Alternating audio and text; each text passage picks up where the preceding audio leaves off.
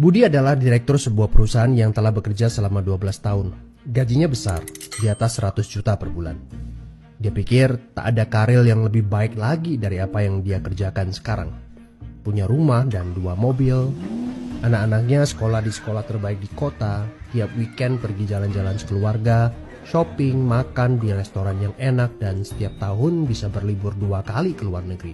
Wow, kehidupan yang nyaman sekali. Tiba-tiba krisis melanda. Perusahaan tempat dia bekerja bangkrut dan Budi kehilangan pekerjaan. Dunia terasa gelap.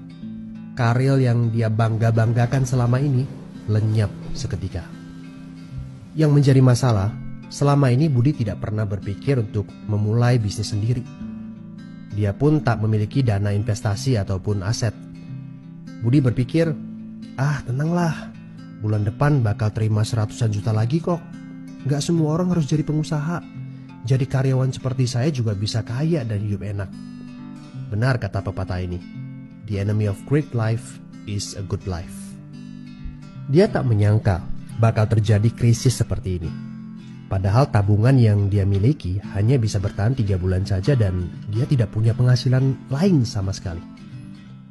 Apakah kamu punya teman yang mengalami hal yang sama seperti Budi? Kita harus sadari satu hal. Kita tidak bisa bekerja selamanya karena faktor usia ataupun kesehatan. Ada krisis atau tidak, kita pasti akan berhenti bekerja. Entah karena sudah tua dan dipensiunkan atau karena sakit dan tak sanggup bekerja lagi.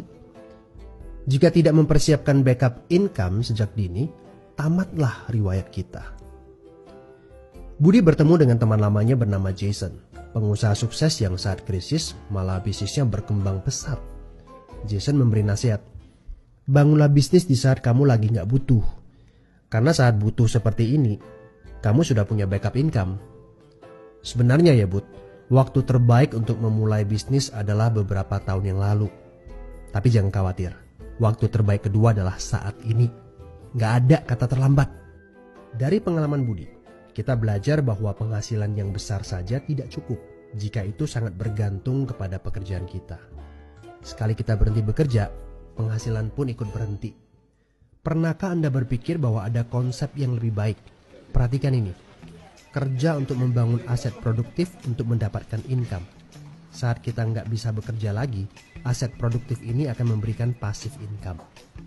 Jadi, jika kamu punya kesempatan untuk memulai bisnis saat ini, pastikan bisnis yang kamu bangun bisa menjadi aset produktif yang memberikan passive income. Kamu harus punya goal beberapa tahun ke depan bisnis kamu sudah bisa jalan sendiri tanpa kamu. Ini namanya autopilot. Apa boleh buat? Krisis memaksa kita untuk berpikir panjang. Tidak cukup hanya sekedar penghasilan besar saja. Setuju? Tapi bagaimana caranya? Apakah ada bisnis yang autopilot? Jika kamu jeli, ada bisnis yang memiliki sistem yang dirancang untuk berkembang sendiri.